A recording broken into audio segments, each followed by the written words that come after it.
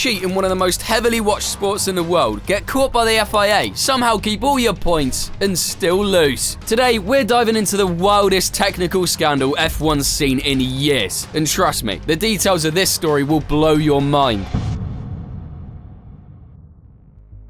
Let's go back to 2017. After 3 years of Mercedes winning literally everything in the hybrid era with zero competition, F1 decided it was time for a glow-up. New cars that were wider, lower, meaner, and way faster. The idea? Spice things up a bit and finally give Mercedes someone to fight. And hey, guess what? It actually worked. First race of this season. The man who can see the crowd now rise to acclaim him because Sebastian Vettel starts off 2017 by winning the Australian Grand Prix. Ferrari on top, down under.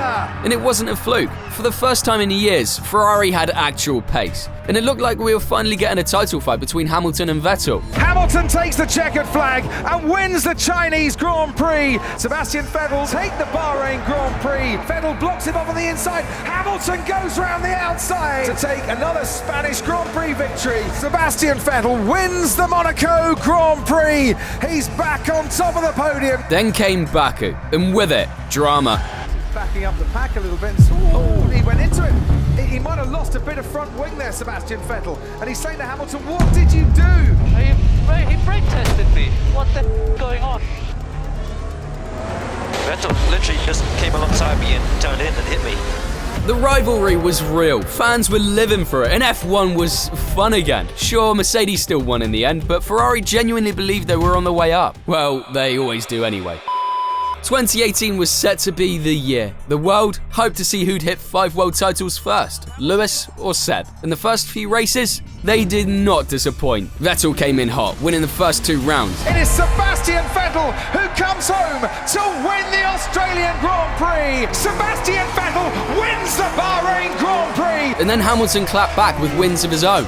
He takes the checker flag now to win in Baku. Hamilton takes the win at the Spanish Grand Prix. Then came the Canadian GP. Ferrari rolled in with a shiny new engine upgrade, and suddenly, boom, they had some mysterious straight line speed out of nowhere. Even just watching it, you could tell something was off. Ferrari had this weird speed boost on the straights, especially down that long one between the hairpin and the last chicane. That weekend, Vettel stuck it on pole and took the win. Sebastian Vettel wins the Canadian Grand Prix and has led this race from start to finish. It was kind of weird, right? Gains like that came from years of development, not some random upgrade after a few months tops. Teams could clearly see it in the data. Ferrari suddenly had a noticeable edge on the straights. The boost stuck around, especially at power tracks like Spielberg, Silverstone, Hockenheim, Spa, and Monza. Turns out Mercedes had already complained to the FIA earlier in the season. One of their engineers who used to work at Ferrari told them the Italians were running an extra battery that was giving them an illegal power boost, way over the FIA's limit. And yeah, the second battery was real.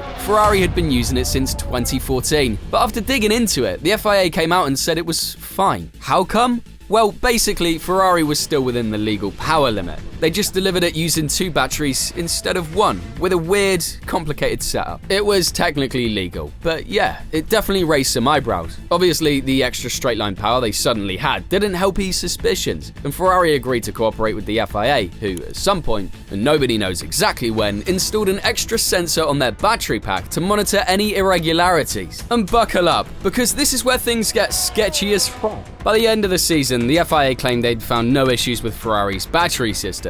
So how do you think they finished the season? With the new pace they showed from Canada onwards, did they go on to win a bunch of races? Nope. Mysteriously, in the second half of the season, their engine performance nosedived. And while Ferrari insisted it had nothing to do with the FIA's new sensor, well, let's just say it all seemed a little suspicious. And even though Ferrari kept working on their engine for the next season, everyone still felt like something was fishy. And that suspicion would totally blow up in 2019. 2019. New season. Could anyone finally match Mercedes? If there was one team everyone was watching, it was Ferrari, with their mysterious, maybe magical, definitely suspicious engine tricks still going strong. Now, to be fair, Mercedes still had the best all-round package and dominated the early part of the season like usual, but Ferrari still had that, wait a second, how are they so fast on the straights kind of speed, especially on the power-hungry tracks. In Bahrain, Leclerc took pole and should have cruised to victory if it weren't for an engine issue that dropped him to P3. There's something strange with the engine. Okay, copy that. We are checking it. There's some frictions with the engine. Oh no, I hope not. Charles Leclerc gets his first podium in Formula One. Still, he had way better pace than the Mercs that weekend. In Canada, Vettel also stuck it on pole and would have won the race too, if they hadn't taken the win away from him in one of the most controversial calls in years. Oh, he's gone wide. Sebastian Vettel goes wide and Lewis Hamilton thought there was a gap, but the wall and Sebastian Vettel moving to the right-hand side closed that gap down. Has Vettel just got away with an error? We've got a 5-second time penalty. I had nowhere to go. Seriously, I had nowhere to go. I didn't see him. Then came Austria, which is basically 3 long straights with a few corners sprinkled in. And guess what? Yep, another pole for Leclerc. Charles Leclerc is on pole position with a new track record as well. Even though the Ferrari engine was clearly cooking, it wasn't exactly turning into wins. Like, sure, no one had a clue where the extra power was coming from, but at the end of the day, their aero package wasn't doing them any favours. But then came the Belgian GP. And let's just say, Ferrari woke up. At Spa, Leclerc grabbed pole, more than 7 tenths ahead of Vettel, who still managed P2, just edging out the Mercs. Then, on Sunday, the Monegasque took his first win ever, holding off Hamilton. And it's lights out and away we go. Great start from Albon, Sainz is stalled on the grid. Sebastian Vettel tucks in behind Charles Leclerc, Lewis Hamilton on the inside. Charles Leclerc leads them down through Eau Rouge from Hamilton, and Vettel and Bottas in fourth. Hamilton now through the middle sector is throwing down an epic challenge. They all want Hamilton's crown, but he's not going to be easily beaten, is he? First time ever, Charles Leclerc wins a Formula One Grand Prix. Charles Leclerc wins the Belgian Grand Prix. Next weekend, boom, pole and win again. This time at Monza, Ferrari's home turf. He wins in Monza. Charles Leclerc is the winner of the 2019 Italian Grand Prix. Then in Singapore, Leclerc again on pole, and Vettel took the win ahead of him.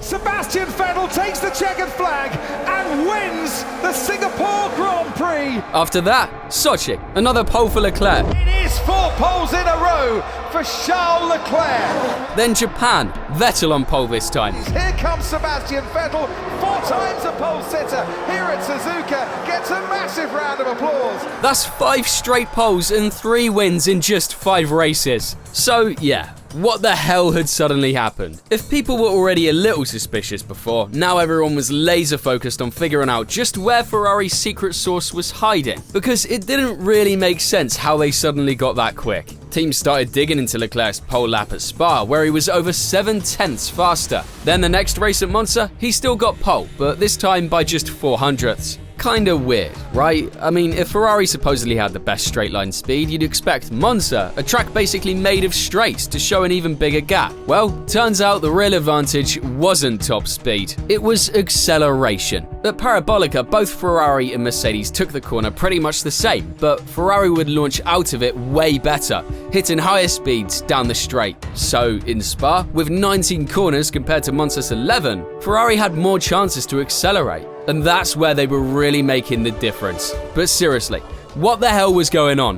What were Ferrari actually doing? That's when Red Bull started pointing fingers at one thing in particular, the fuel flow meter. Now, what even is that? Basically, teams are allowed up to 110 kilograms of fuel per race, though they don't usually use that much because it's heavy. But the FIA has a rule, you can't burn more than 100 kilograms an hour. And to enforce that, they use a special sensor, the fuel flow meter. Red Bull thought Ferrari was messing with it, like literally interfering with the sensor to sneak in more fuel and get more power. How? Well, the sensor doesn't constantly read fuel flow. It takes measurements every few seconds, like every 2, 3, maybe 5 seconds, and Red Bull believed Ferrari had figured out the timing and were dumping in extra fuel in between readings, so the sensor wouldn't catch it. Sneaky stuff. But obviously, Red Bull couldn't just throw accusations without proof. So between the Japanese and Mexican GPs, they asked the FIA a very specific question. Hey, is it legal to bypass the fuel flow sensor to sneak in extra fuel between the measurements, or nah? Right before the US Grand Prix, the FIA released a technical directive saying loud and clear that no. Doing what Red Bull suspected Ferrari was doing was not legal. They didn't call out Ferrari by name or launch an investigation, but they did say they'd start checking all the teams were playing by the rules. The funny part? Suddenly, Ferrari's performances fell off a cliff. In Austin, they weren't flying down the straights anymore, and they didn't get a single pole in the rest of the season.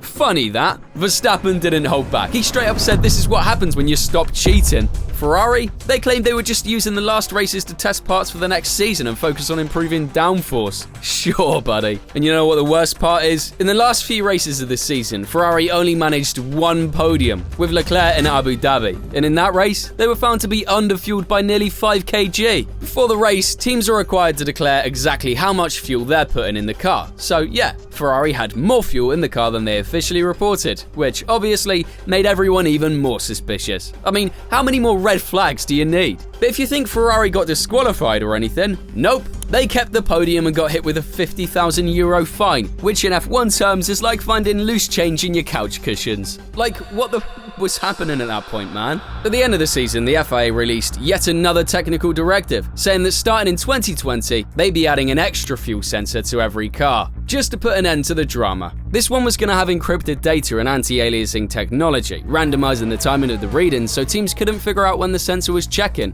making it impossible to pump extra fuel just between those measurements. And if you think this whole thing couldn't get any sketchier, oh boy, the real kicker came in the following year. You know when's the best time to announce something important, but you really don't want people making a big deal out of it? Friday afternoon. Everyone's tired, checked out, and just wants to go home and forget about the week.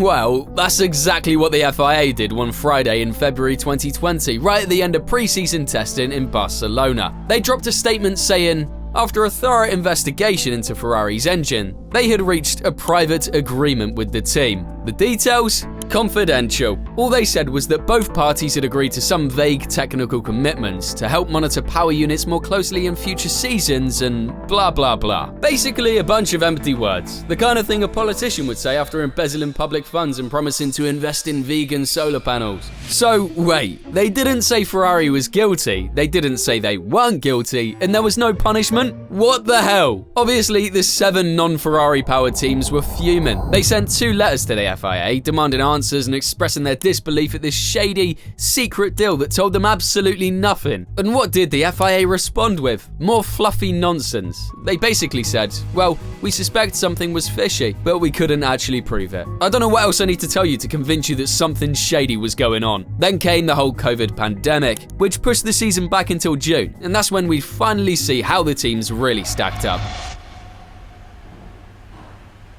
Introducing the Ferrari SF1000, their big contender for the 2020 season, and the worst Ferrari in 4 decades. No, seriously, I'm not joking. After fighting for wins and podiums in 2019, Ferrari in 2020 was basically fighting just to score points. Only 3 podiums all season and a P6 finish in the Constructors' Championship. Way slower than the 2019 car. Not just on the straights, but in the corners too. That's what happens when you build a car around a beast of an engine, and suddenly you get handed a total dud. In fact, the engine had lost around 65 horsepower compared to the previous year. The car was super unstable too, with terrible aero. And now without the straight line speed advantage, it was just bad. Could that have been Ferrari's punishment from the FIA? In fact, the idea that Ferrari had allegedly been cheating in 2019 pushed other teams like Mercedes to improve even more. Since they had a strong aero package, they focused on boosting their engine, thinking they'd need to fight a super-fast Ferrari in 2020. Ex-driver and race steward Mika Salo even suggested that the FIA forced Ferrari to run with less fuel than their rivals as a punishment, which, who knows if that's true or not, but honestly, it kind of makes sense. In 2021, Ferrari bounced back a bit. Not enough to fight for wins, but definitely better. Their next victory wouldn't come until 2022, so this whole alleged cheating mess really set them back a couple of seasons. And the question everyone keeps asking is, if they really cheated that blatantly, why didn't they win? Simple, because the car was trash. They focused so much on the engine and the sneaky edge it could give them. It's like they forgot the car has other parts too.